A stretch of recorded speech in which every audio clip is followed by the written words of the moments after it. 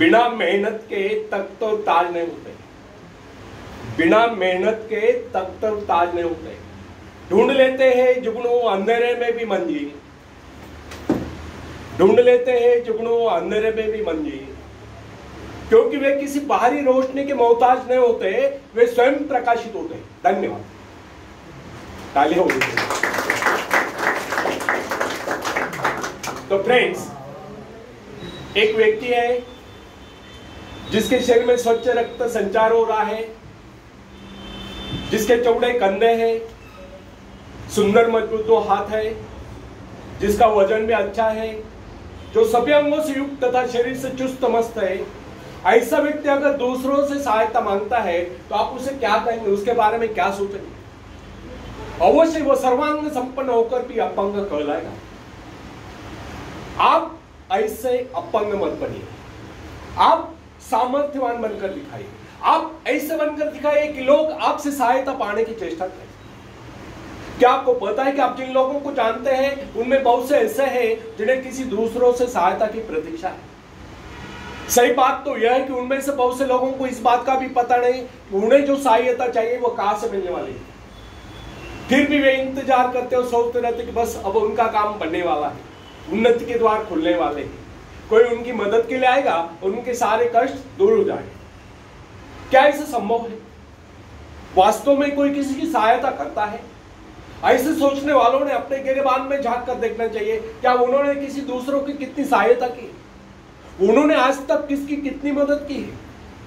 क्या कोई ऐसा व्यक्ति है जो कहे कि उन्होंने उससे सहायता की थी इसलिए वो आज उन्नति की चोटी पर है? फ्रेंड्स, यदि आपने या उन्होंने किसी दूसरों की सहायता नहीं की तो फिर किसी दूसरों से सहायता की प्रतीक्षा क्यों? ऐसे लोग केवल अपने भूल के कारण आगे बढ़ने से रह जाते हैं। हर इंसान को चाहिए कि वह केवल अपने सहारे आगे बढ़े, लौटने के रास्ते से मुंह फेर कर बिना किसी के सहारे आगे बढ़ता चाहिए। आत्मनिर्भरता से तो मनुष्य की शक्तियां विराट रूप धारण करके प्रकट होती है। आत्मविश्वास ही सफलता की नींव है। इसी आत्मविश्वास के सहारे हम दूसरों की सहायता करने में सफल हो सकते हैं। फ्रेंड्स, एक बहुत बड़े प्रबंधक का एडमिनिस्ट्रेटर का कहना है, मैं अपने बेटे को ऐसी कंपनी में नियुक्त करना चाहता हूं जहां उसे कठिनाइयों का सामना करना पड़े, क्योंकि इससे उसकी सहन शक्ति और कुशलता विकसित होगी। यदि मैं उसे अपने कंपनी में रखूंगा तो वह मेरे भरोसे बैठा रहेगा, हर निर्णय के लिए वह मेरा मुंह ताकता रहेगा और उसमें ठहरे हुए पानी की तरह सड़ान उत्पन्न होगी। आप सभी जानते हैं, ठहरे हुए पानी पर मच्छर गुनगुनाते हैं तो बहते हुए पानी पर राजहंस करते हैं। कितने सुंदर विचार थे उसमें। अगर हर माँ बाप अपने पुत्र या पौत्री के लिए इस प्रकार के उच्च विचार रखते हैं तो वे अवश्य उनके भाग्य विधाता बन जाएंगे। जो माँ बाप अपने बेटों या बेटियों को अधिक लाड़ प्यार से बिगाड़ देते हैं कि बच्चा जब चाहे स्कूल जाए, जब चाहे छुट्टी कर ले, जब चाहे कॉलेज जाए, जब चाहे छुट्टी कर ले, जब चाहे काम पर जाए, जब चाहे छुट्टी कर ले, तो ऐसे बच्चे भविष्य में कुछ नहीं कर पाते, उनका तो भविष्य नष्ट होता है। अपनी शक्ति पर स्वयं ही भरोसा करना पड़ता है। अपने कार्य स्वयं करने वाले सफल होते हैं। इसी से मानव के चरित्र का निर्माण होता है। जिन बच्चों को यह पता हो जाता है कि वे अपने माँ बाप के सहारे जीवित रह सकते हैं, वे अपने बल पर कोई भी कार्य समर्थ होकर भी कर नहीं पाते, वे वैसी कोशिश भी नहीं करते। जबकि उन्हें समझना चाहिए कि माँ बाप तो सदा के लिए उनका आश्रयदाता नहीं बन पाएंगे। एक दिन तो ऐसा आने वाला है जब उन्हें अलग अलग जीवन बिताना ही पड़ेगा। तब ऐसे लोगों को भयंकर मुश्किलों का सामना करना पड़ता है। इसलिए फ्रेंड्स, यदि आरंभ से अपने कार्य स्वयं करने की आदत डाली जाए तो यह आदत आपके भविष्य के लिए बहुत ही लाभकारी सिद्ध होगी। जब चाहे शक्ति के सहारे आप जमीन पर पांव टिकाकर आगे बढ़ सकते हैं। सफल वही होता है जो अपनी शक्ति पर भरोसा करता है। अपने काम स्वयं करने वाले सफल होते हैं। दूसरों के सहारे आगे बढ़ने वाले अक्सर भंवर में फंस जाया करते हैं। फ्रेंड्स, जिस नाव की पतवार आपके हाथ में नहीं, वह नाव आपको पार करा दे, इस बात की क्या गारंटी? आपका जीवन तो उसके हाथ में है जिसके हाथ में नाव की पतवार हो। वह चाहे तो आपको डुबो दे, चाहे पार करा दे। फ्रेंड्स, जब नदी में बाढ़ आती है तब जो साहसी है, जिसे अपनी शक्तियों पर पूरा विश्वास है, वह तो तैरकर उस पार चला जाएगा। लेकिन जो डरपोक और कायर है, वो तो बीच मझधार में डूबकर अपनी जान दे देगा। सहायता पाना और सहायता की प्रतीक्षा करना, दोनों ही बातें प्रगति की राह में बाधा है। अतः हर युवक या युवती के लिए आवश्यक है वो शुरू से ही अपने काम स्वयं करने की आदत डाले। अपने माँ बाप आदि लोगों की शक्ति से विश्वास हटाकर केवल अपनी शक्ति के बल पर आगे बढ़ने की कोशिश करें। जिस क्षण आप बाहरी सहायता लेना बंद कर देंगे, उसी क्षण आपके भीतर आत्मनिर्भरता का अंकुर फूटते हुए महसूस होने लगेगा। स्वयं कार्य करते समय यदि आप असफल भी हो जाते हैं तो बिना उस असफलता को घबराए तुरंत उस कमी की खोज कीजिए जिसके कारण आपको असफलता मिली, और जैसे आप उस कमी को खोज निकाले तुरंत ही उसे दूर करने के प्रयास में जुट जाइए। आपका वास्तविक आदर तभी होगा जब आप एक सफल व्यक्ति के रूप में दुनिया के सामने आओगे। मगर यदि आप एक व्यक्ति के बाद दूसरे व्यक्ति के आगे हाथ फैलाना शुरू कर देंगे तो लोग आपको मंगता या भिखारी कहेंगे। अतः आप ये प्रण कर लें कि आपको केवल अपने भरोसे जीना है, ना कि किसी की दया पर।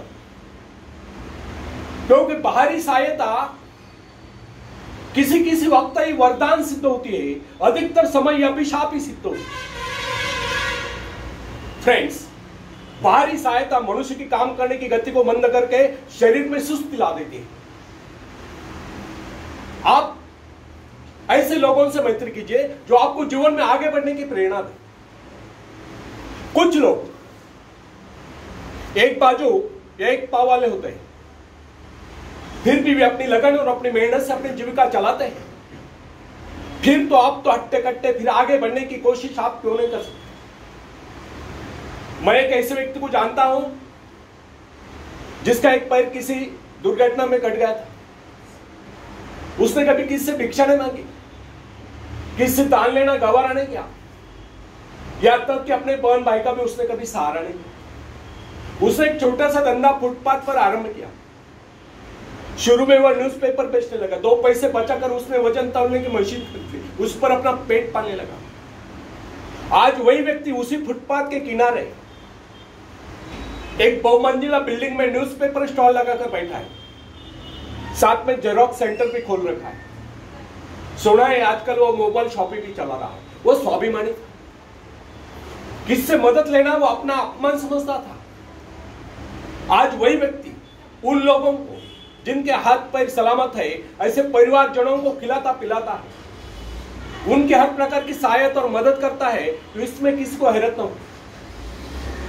आज वो दूसरों की सहायता करने योग्य हो चुका है। वो उन लोगों के लिए प्रेरणा स्थान है जो सर्वांग संपन्न होकर भी दूसरों से सहायता पाने की आशा रखते हैं। फ्रेंड्स, मैं केवल उस विकलांग की बात नहीं करता जिसे मैं जानता हूं। इस संसार में ऐसे बहुत से विकलांग लोग हैं जो अपनी हिम्मत से खुद भी खा रहे हैं और अपने परिवार को भी पाल रहे हैं। ऐसे स्वाभिमानी, मेहनती, आत्मविश्वासी और साहसी लोगों को अपनी जीविका चलाते देखकर हमें स्वयं के विषय में सोचना चाहिए कि क्या हम पूर्णतः स्वस्थ हैं, साथ ही सभी अंगों से युक्त तथा शरीर से चुस्त मस्त होकर भी क्या हम अपने आप को समर्थ समझने का अधिकार रखते हैं? यदि हां, तो फिर किसी दूसरों से सहायता की प्रतीक्षा क्यों? कोई भी स्वस्थ तथा सर्वांग संपन्न व्यक्ति तब तक अपने आप को समर्थ समझने का अधिकार नहीं रख सकता जब तक वो समझता कि वो किसी के अधीन है। वास्तविक स्वतंत्रता एक ऐसा उपाय है जिससे मनुष्य की शक्ति दोगुनी जाती है। इस प्रकार की भावना अन्य किसी प्रकार से प्राप्त नहीं होती। जब कोई युवक या युवती अपनी हिम्मत के सहारे किसी व्यापार में उतरता है तो उसके मन में श्रेष्ठ भावना अवश्य उत्पन्न होती है। यही भावना उसे प्रसन्नता प्रदान करती है। इससे पहले किसी के अधीन रहकर चाहे वह कितना ही बड़ा कारोबार क्यों न कर चुका, परंतु उसे स्वतंत्रता से अपने आत्मविश्वास के सहारे साहस के साथ काम करने में एक नए आनंद का एहसास होता है। फ्रेंड्स, जब सागर शांत हो तो जहाज के चालक को अधिक होशियारी से जहाज चलाने की आवश्यकता नहीं पड़ती, लेकिन जैसे ही तूफान आता है और जहाज डूबने का खतरा पैदा होता है, तब यही चालक या कप्तान अधिक सावधानी बरतने लगता है।